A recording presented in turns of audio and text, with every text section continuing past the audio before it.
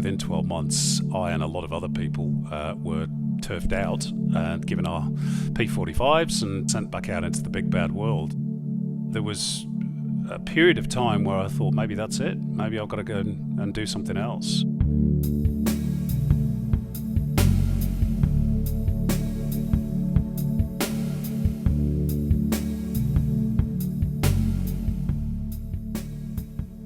On this week's episode of The Risk Equation, I had the pleasure of speaking with Simon Hill, Australia's premier soccer commentator and touted as the voice of Australian football. Simon has worked as a commentator for more than 30 years, calling World Cups, Champions Leagues, A-League Grand Finals and Ashes series. He's regarded as the best in the business. Simon's journalism career kicked off back in 1991, and the challenges he's faced along the way have often left him in a dire position. Out of work, without guarantees of employment, Simon's career has been peppered with misfortune, just the same as everyone's has. But despite these setbacks, Simon was able to reach the pinnacle of his career at this historic moment in 2005. Here's Aloisi for a place in the World Cup. For us. He scored! Australia have done it! Before we get there though, as it is for many journeys to excellence, we're starting with Simon's greatest failure. In 2002, where he had left his stable job at the BBC, joining what was meant to be the next big thing in European sports media, ITV.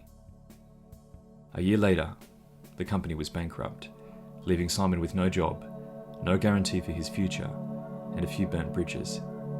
We begin this week's episode of The Risk Equation at this moment, Simon's lowest point.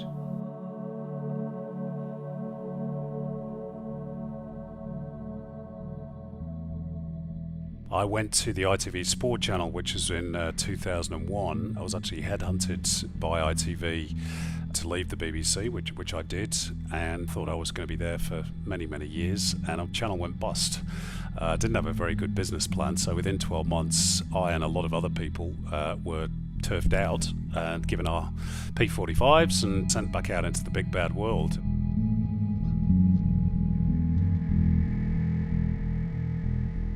It was quite a shock, to be honest, because I'd been continuously employed since I'd been the age of 23, and I was then 33, coming up to 34.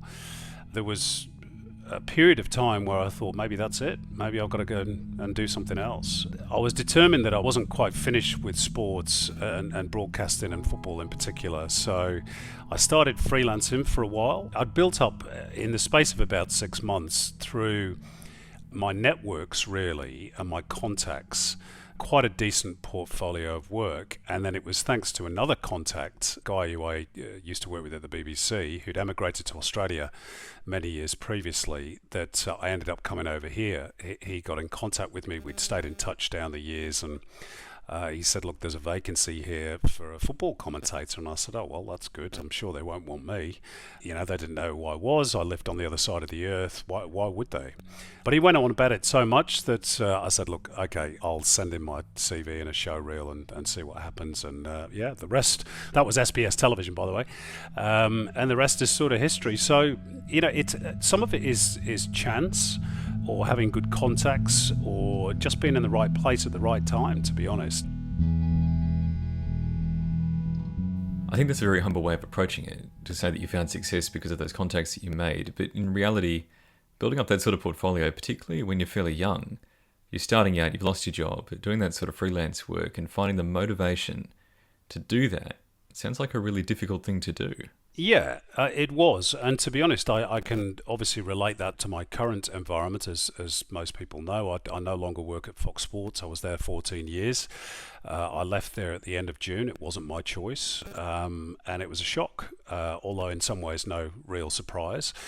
So I'm in that predicament at the moment, and obviously it's exacerbated by the fact that we're dealing, all of us, with this coronavirus, which is making work very, very difficult to come by. A lot of companies are contracting, and I don't mean handing out contracts, I mean reducing their outlay, and they're being very careful with their money, and I understand that. So again, it's, I've been fortunate enough in many ways that my networks, again, and hopefully my experience and maybe a little bit of ability has enabled me to pick up some freelance work to start off with. I work for Optus Sport for the month of August. I did a few radio calls for the A-League finals. I've been writing pieces for The Guardian.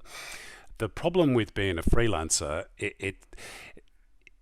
as you said, there's no weekly wage coming in, so you've got to be very proactive. You've got to be out there chasing work. You've got to be working your contacts, and you've got to have belief in yourself a little bit. It's not easy. When you're looking at it now, almost 20 years later, the strategy and the difficulty hasn't changed. It's your experience that's changed. But the way that you're approaching it, that doggedness, that discipline, it's equally effective now as it was back then. Are you, in your headspace, approaching it differently? Or do you feel like the passion for the sport and the passion for your career is still what brings you up and says, we're going to push through this, we're going to get to the other side of it? At its basest level, I still love football. It's a drug that I've had since I've been 5 or 6 years old, and I can't wean myself off it, really.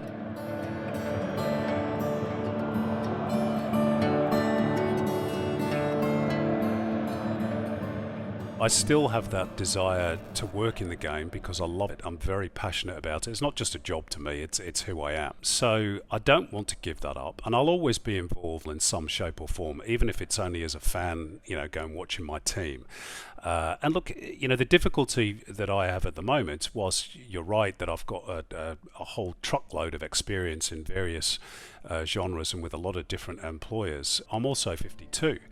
And the TV industry is, in particular, a young person's game these days. 20 years ago, I was still, in many ways, up and coming, still relatively young, trying to make my mark. Now I've sort of done that. So it has both pluses and minuses, but it's certainly not easy. And for all the joys that I get from getting a job and having a varied working life, it's that insecurity of not having that weekly wage, and particularly as you get older, of course, you acquire more stuff like houses and cars and mortgages and all that sort of stuff. So a lot of things, need to be serviced to a much greater degree than when you're 33, 34. So it brings its own problems, but for the time being, I shall battle on, and at some point, if I'm not getting enough work, I'll have to do something else. But I hope that day is not quite there yet.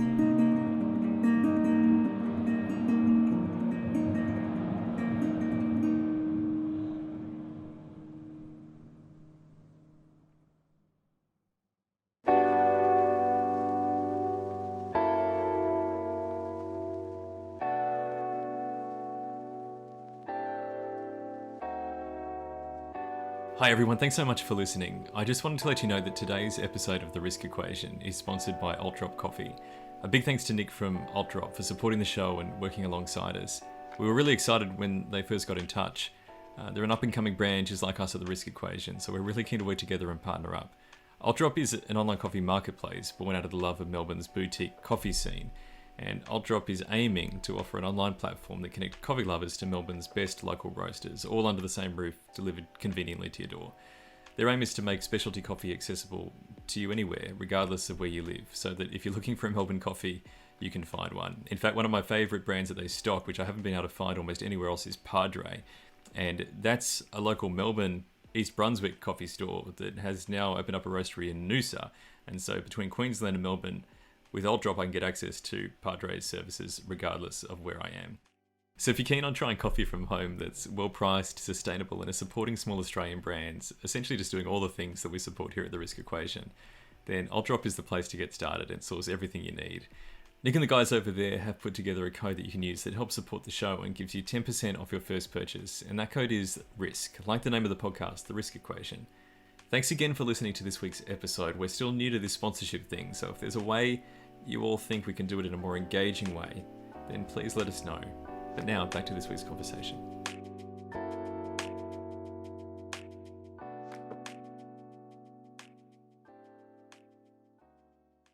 I want to take you to, I guess, the pinnacle as well, because as you say, there's a real undulation in this sort of industry. When you're at that point, when you're fulfilling all of your potential that you've been working toward, and how quickly all of that can change, but the highs are really high too. And the things that stands out to me is that even for someone who didn't grow up inculcated in soccer in the same way as you did in Manchester, that moment Australia qualifies for the World Cup in 2005, and you commentating Aloisi's winning penalty, and just the almost renaissance of soccer support that stimulated in Australia, a country that has historically not just been uninterested in soccer, but in some cases openly hostile to it. And the historic moment of that, sitting there thinking, I was born for this moment, I grew up dreaming of this moment, and here I am, sitting here commentating the most significant international event for this country across the world. That must have been an incredible experience. It was.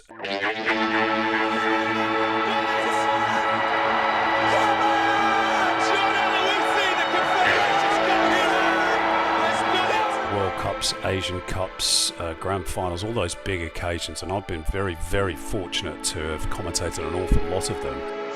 Goalkeeper's come, hasn't got there. Harry Kewell, and then poked home by Tim Cahill.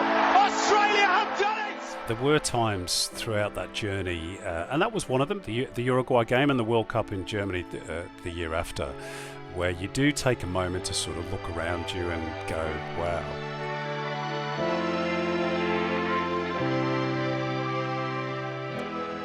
The thing with commentary and working in broadcasting in general is that the next game is very close, so you never really get time to sit and reflect on it. The one thing that's been good about leaving Fox and having this little break is that it has actually allowed me a little bit of time to look back on some of those moments and think, I played a part in that, which even if it's only a small part as a broadcaster, and it was fantastic. All those experiences were terrific. And again, it takes you in so many different directions, this job. I remember being in Kyrgyzstan in the middle of nowhere, Central Asia. Looking out to my right was this beautiful mountain backdrop, the Aloisi mountain range. And the stadium was packed, and I was about to call Kyrgyzstan against Australia. And I remember thinking, this ain't bad for a kid from Manchester, I did all right.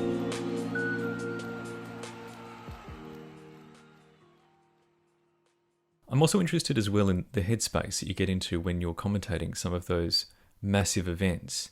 Is it just that you're that boy who grew up loving soccer, so you put on that hat and now you're going to talk about the game that you love? Or is there a sense of the magnitude of those moments, of the number of people who are listening? How do you navigate that? Still, even at 52, I get a bit nervous before the very big games. I think it's good to have some nerves. If you're not excited or a little bit on edge by calling a big game such as a grand final or a World Cup match, then really you shouldn't be doing the job. It's excitement mixed with a little bit of nerves because you want to get it right for your audience. In many ways, it's like being a footballer itself. You do your hard work during the week, and then on match day, it's about delivering that and trying to, tell the story. That's what we are. Basically, we're storytellers. And I often think that the best compliment you can get after a game is if nobody really says too much about you. I love that you talked about anxiety as being a potentially positive thing, because I know that it's become very common now to think of it as something that's going to be completely detrimental to you and to try and limit it, to mitigate it. When we talk about work-life balance, a lot of the time we talk about it in that context. Certainly in surgery, a lot of the conversation about mental health and how people approach what they do doesn't take into account always the value in caring enough about something that you're concerned about the potential for a poor outcome and having that have a physical response in you. Because if you care enough about something to focus on it to that point where you're physically concerned about the potential for a poor outcome, it means that you're going to take it seriously to the point that you're going to do your best. And there's obviously a curve there where it can become counterproductive if you fall too far in one direction. But if you're not taking it seriously enough that you care, you're being too blasé to do the job. It's about finding that balance. And do you feel that came naturally to you? That when you stood in the booth for the first time, that sort of feeling of how to deal with that came intrinsically, or did it come with experience? Yeah, a lot of that came with experience. In my early days, I used to get very, very nervous, before games.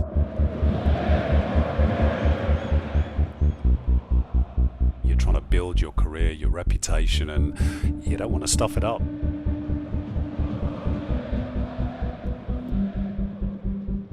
I tended to find that as soon as the whistle blew and you were into the flow, it's almost like a footballer, I'd imagine when you're walking down the tunnel, you see the crowd, you go, blimey, and you're nervous. But as soon as the whistle blows, you sort of get into a bit of a routine.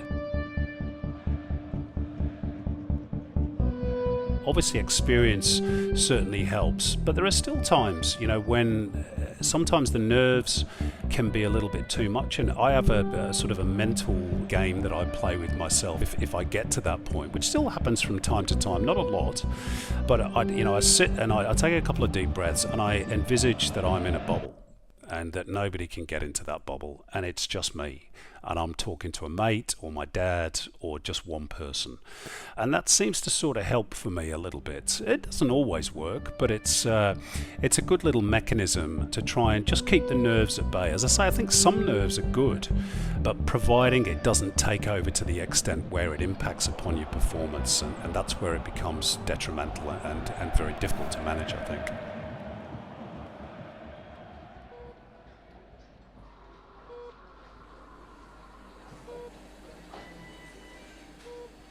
I know exactly what you're talking about with flow, because when you're operating, you can sometimes get to the end of a 6-hour case and just not realise that time has passed, because you just get into a rhythm where everything is coming at you in a way that you're expecting, your hands are moving in a way that you've trained for 1,000 times before, and it just seems second nature that you get to the end of it, and you're like, wow, I didn't even know that we'd gotten to that point, and it's dark outside, and you're like, well, that was a successful day, but it doesn't affect you in the moment to moment, you just get into that state. And I remember we were talking to Sam Fricker, an Olympic diver. He's 18 years old. And he was talking about the way that he steps onto the board and the motions that he goes through. And sometimes he just feels he's already done the dive before he's even done it.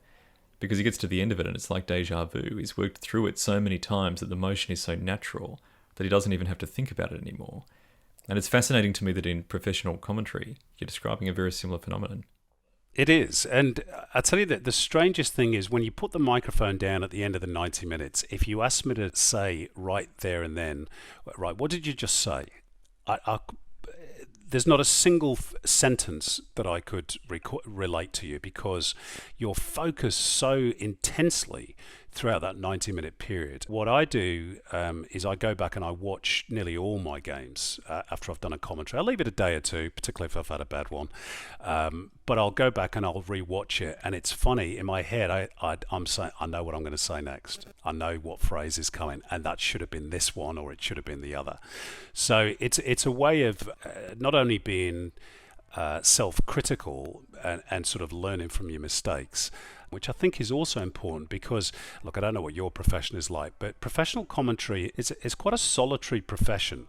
There's no boss that comes to you every single week and says, right, let's go through your call over the last 90 minutes. When you get to the level that I'm at, it's almost sort of expected that you know what you're doing. So you have to self-analyze a lot of the time. And plus, there's not a lot of people who do this job. And people think it's very straightforward. It's not. It's very niche. So there's not a lot of feedback. So you have to sort of self-appraise and think, right, that wasn't so good. I won't do that next week. Or I've used the same phrase. I need to cut that one out a little bit. It's a fascinating phenomenon, much more involved than I think a lot of people realise. They think we just go on and talk for 90 minutes. Not the case.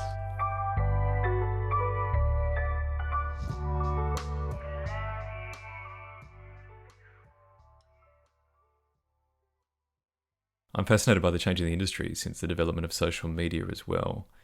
Because thinking about this now in terms of the 20 years you've talked about between 2002 and now, that's a radical change in the way that fans interact with sport. It's almost unrecognisable between those two periods in time. And I'm curious as to how that has changed the way that you've approached the job and approached analysing what you do and the way you've interacted with the fan base.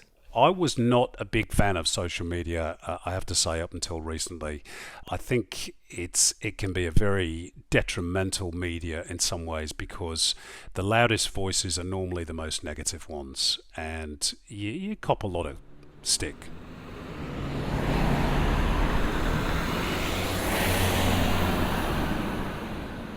As a person in the public eye, however big or small your role is, you tend to cop it. If you're a politician or a footballer or a commentator or a referee, you're going to cop it. It's as simple as that. And you have to have a pretty thick skin and a pretty strong mental attitude to be able to deal with that, and not everybody can. And I have to admit, at times I've found it very, very difficult. And of course, the moment you bite back on social media and maybe correct a mistruth is to open the door to even more abuse. I would imagine there's very few studies been done on this, but I would imagine long term it's quite detrimental to mental health. And I'm not sure employers are fully cognizant of this fact. They love social media, of course, because it amplifies and promotes their product. And I get that, and we are conduits for that. But we don't always get an awful lot of help or support when dealing with abuse on social media. And let me tell you, in recent years, that has started to bleed over into real life as well. You'll get the odd one who will think it's well within his rights to come up and have a crack at you in the street when you're walking your dog, or going to the shops. So it can be pretty difficult to deal with. And it's not something you train for. I didn't want to be a star.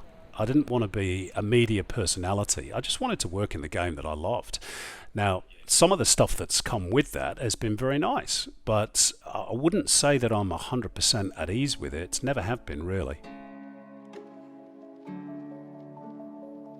I think the social media companies who make potloads of money out of all of our use of this wonderful tool, I think they have much more of a responsibility. And I think if you're going to have one of these social media profiles and spout stuff into the great ether out there, you've got to have your real name on there, and you've got to have the place that you work as well. We all do. We have to take responsibility for our words. I think everybody should have to do that. At the moment, there's far too many people who abuse behind the anonymity of a keyboard and a picture of a dog or a car. That's not right.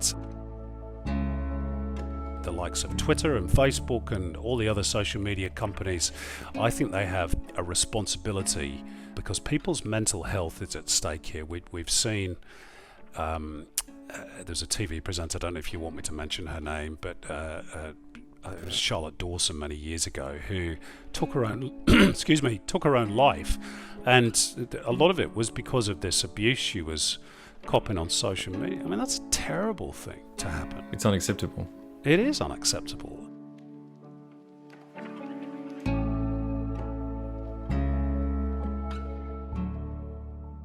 I have such a sympathy and an empathy for people who work in those sorts of industries, where every single thing that you've done is in public view, and you're having a bad day and the words come out wrong. There's 1,000 people or 10,000 people who are there to say something about it. That's a heavy burden to carry. And I imagine to a certain degree that it makes it a little bit more difficult to enjoy that thing you love when there's that other side to it. Yeah, look, it's certainly changed the job. I wouldn't say that it's spoiled my enjoyment of the game. And look, I stress here, 99% of the people that I come into contact with are great. They're just football fans like me. They want to talk about the game, or they want to say hello, or they're complimentary. Most people are fantastic. It's always the minority that spoil it for everybody else. But it can be intimidating when that mob does get on your back, and it can make your job very difficult to execute. To be honest, if they want to criticize me for a call I've made during a game, I don't necessarily like it, but I understand it because football is an emotional sport. All sport is emotional, particularly when you're supporting a team. What gets me is the nastiness that sometimes comes on the back of it because of something you might have said, during a football game. And they extrapolate that out and believe that that's your true personality. Well, of course, people only get a very specific snapshot of who you actually are as a person during a 90-minute football game. There's a million different facets to me, and to every single human being on the planet. I just reveal one part of me during a 90-minute football call. But there's that nastiness, and that's, as I say, that's when I tend to get the block button out, or I would have no qualms in taking it even further. because I think people have a responsibility. These are very emotive subjects, and particularly in the world we live in, you have to be very careful with words, very careful. People have to take responsibility for their words. Well, I think if anyone was ever to doubt your principles or your character or your commitment to the love of the game, they would just have to look at that picture behind you on the wall to know that this is a deep and abiding love. Do you know what that picture is? Manchester City, winning back in the day. That's right, winning the FA Cup. And I think if anyone's gotten to your level of the sport and still has those memories up on their wall, they're as true in heart to the sport as anyone ever could be. And it's been a real pleasure, Simon, to have the opportunity to talk to you today about your journey and the way that you've approached it. I really hope that our listeners get a benefit from that, certainly as much as I have. Yeah, I hope so too. Thank you very much for having me. That was a very enjoyable chat.